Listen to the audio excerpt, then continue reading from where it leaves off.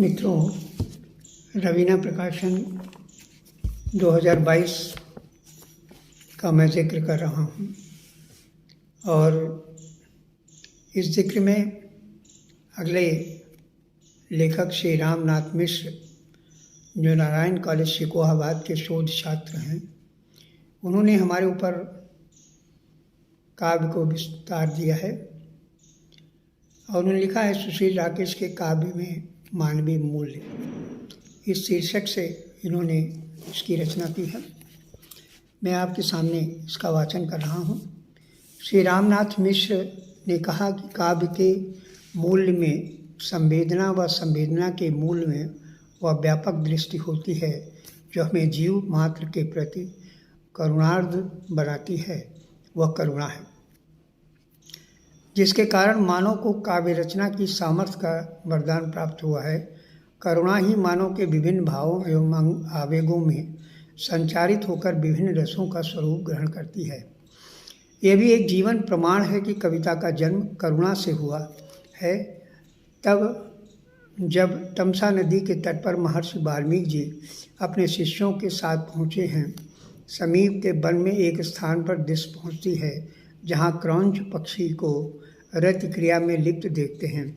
थोड़ी देर में उसी जोड़े का एक पक्षी चीखता फड़फड़ाता हुआ जमीन पर पड़ा दिखाई पड़ देता है।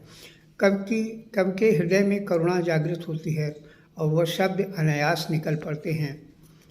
मान शाद प्रतिष्ठाम त्वं गमः शाश्वतवती समः यत् क्रौंच मिथुना देवकम वधि काम मोहितम। भारतीय साहित्य में जमीन मूल्यों का संचार एक सनातन परंपरा है। वैदिक युग में भी भारतीय वाङ्मय मानव मात्र का हित चिंतक है। ऋषि रामचरितमानस में गोस्वामी तुलसीदास जी भी मानव हित की बात करते हैं। कीरति भनिति भूति भरि सोई सुर सरि सम सब कहा हित होई। भारतीय संस्कृति आध्यात्मिक और लोक मंगल तथा कल्याण की साधनात्मक प्रवृत्ति से युक्त है। साहित्य, कला और जीवन के विभिन्न क्षेत्रों में प्रवृत्तियां हैं जो हमारी संस्कृति को समय समय पर प्रभावित करती रही हैं। वेद, उपनिषद, पुराण, रामायण, महाभारत आज के रचनाकारों का साहित्य इसका ज्वलंत उदाहरण है। वैदिक साहित्य से लेकर अब तक लगभग सभी तरह के साहित्य में लोक मंगल और लोक कल्याण की भावना प्रमुखता से व्याप्त है।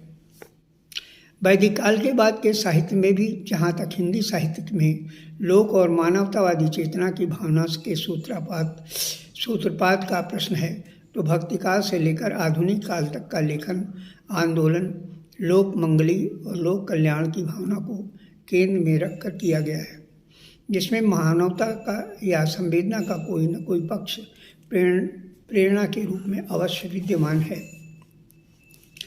आगे श्री रामनाथ मिश्रा कहते हैं, कवि के सुशील राकेश एक बहुचर्चित और बहुआयामी रचनाकार हैं जिनका जन्म 7 अक्टूबर 1948 को पंडित इंद्रदत्त शर्मा व माता श्रीमती ओमवती देवी के ज्येष्ठ पुत्र के रूप में उत्तर प्रदेश के साहित्यिक मक्का कहे जाने वाले शहर इलाहाबाद के मोहल्ला सत्ती चौरा में मौसा पंडित सूरत प्रसाद पांडे के यहाँ हुआ था। कवि सुशील राकेश ने काव्य के क्षेत्र में तो कार्य किया ही, गद्य के विविध पक्षों को भी अपने सृजन का हेतु बनाया। एक पत्रकार के रूप में भी उन्होंने जो कुछ सृजित किया उसमें भी मानवीय संवेदना के अंश उल्लेखनीय है। उनकी प्रकाशित काव्य कृतियाँ हैं क्रांति 1972, बच्चे समुद्र हैं 1989, मेहंदी घाट 1990, गंगा अपने पास 1998, शून्यकाल 2018, मेरे शहर की मुद्रा 2010, अनहद नादी बच्चे 2012, छोटी होती हुई दुनिया और एकावली 2022, पहाड़ों से प्रयाग तक संस्मरण 2011, कहानी संग्रह सुशील राकेश की शेष कहानियाँ 2013 आज विशेष रूप से प्रसिद्ध हुई। इनकी इन सभी कृतियों में मानवीय मूल्यों का समावेश है। कवि सुशील राकेश जी की कविता के प्रति एक अपनी विशिष्ट दृष्टि है। उस दृष्टि को समझ लेने पर हमें ये समझ में सुगमता होगी कि उनका काव्य मानवता का एक आग्रही क्यों है। कविता संग्रह शून्यकाल की भूमिका में डॉक्टर कृष्णकांत दुबे जी ने कहा है कि मानव की पूर्णता ही उनके जीवन का परम लक्ष्य है। इब्नुल अरबी ने भी इस पूर्ण मानव के प्रश्न को महत्वपूर्ण माना है। उनका मानना है कि पूर्ण मानव ही ईश्वर की सच्ची अभिव्यक्ति है। जिस तरह मानव दृष्टि का चरमोत्कर्ष है, ठीक उसी प्रकार पूर्ण मानव मनुष्य का परमोत्कर्ष है। कवि कविता को निराशा का आलाप नहीं मानता।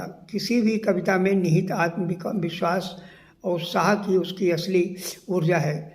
कवि अपने कविता संग्रह शून्यकाल की मधुबन नामक कविता में कहता है कि जब एक मानव किसी दुखी असहाय निरीह व्यक्ति को अपने कोमल स्पर्श से सिंचित करता है तो वह अक्षय फल को प्राप्त करने में समान सुख की अनुभूति करता है। ये मानवीय गुण ही है जो समाज के हित की पैरवी करता दिखाई देता है। देखिए कविता की पंक्ति है, इस दुखते हुए वक्षस्थल पर जब तुम अपनी अंगुलियां रखते हो, निसंदिग्ध हो, पूर्ण तृप्ति का अक्षय फल प्राप्त करता हूँ मेरे दोस्त, प्राप्त करता हूँ। कवि का हृदय मानव और मानवता से प्रेम करने वाले विश्व बंधुत्व की भारतीय कल्पना में जीने वाला है।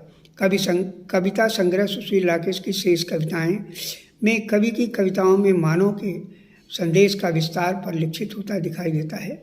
समाज में व्याप्त कटुता, त्रासद भाव कवि को निरंतर विकल किए रहता है।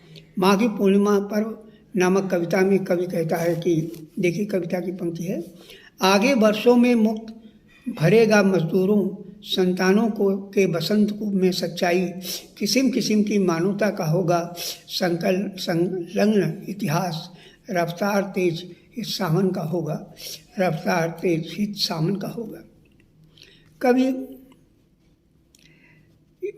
कभी यह मानता है कि जब तक इस संसार में भूख की समस्या का समाधान नहीं हो पाता तब तक मानवता के मार्ग के रोड़े कम नहीं होंगे। किंतु यह कार्य संभव तब होगा जब लोगों की नीयत साफ होगी और लोग अपनी गंदी नीयत का जाल भी बड़ी सूझबूझ से लगाते हैं। कभी उस युवा की चिंता कर रहा है जिसके साथ साजिश हो रही है। कभी अपनी कविता कस्बा देख रहा है में कहता है, कविता की पंक्ति है, मैं देख रहा हूँ प्रताप अपने पेट की क्षुधा को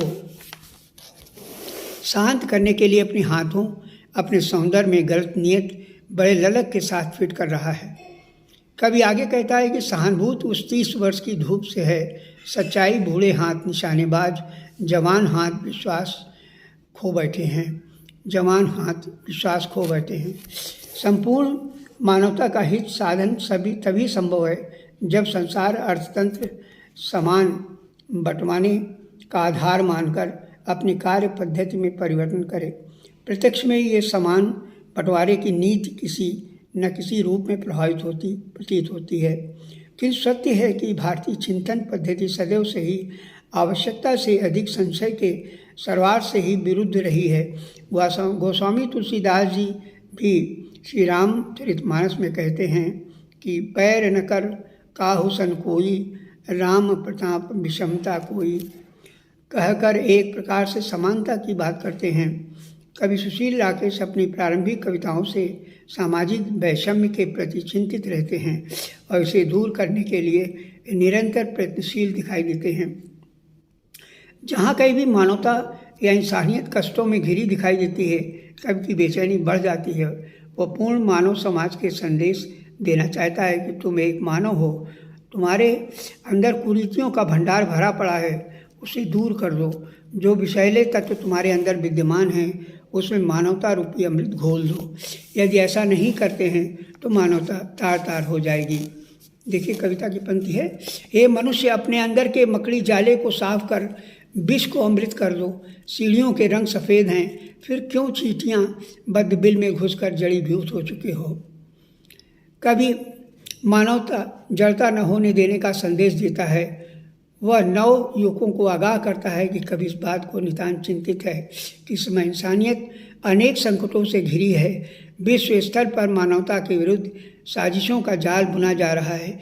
कवि की इतिहास फर्जी नहीं है नामक कविता में इन संदर्भ में कवि चिंतनशील दिखाई देता है।